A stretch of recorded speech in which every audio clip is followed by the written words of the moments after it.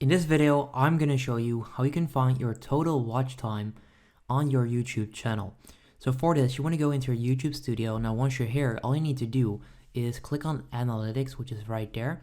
If you started your channel less than 12 months ago, you can also click on monetization if you're not monetized yet.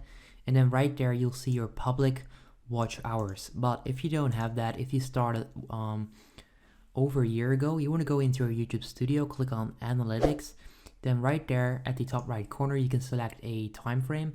So click on lifetime, and there you go. You can then click right there on watch time hours. So for me on this channel, I have 510 hours of watch time, and that's pretty much how you can find out how many hours in total, like how many watch time hours your channel has in total.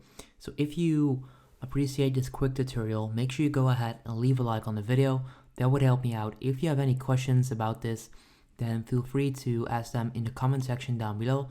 And yeah, that's it for today. Hope you enjoyed, and then I'll see you next time. If this video helped you out, please consider subscribing to my channel to help me grow the largest how-to channel on YouTube.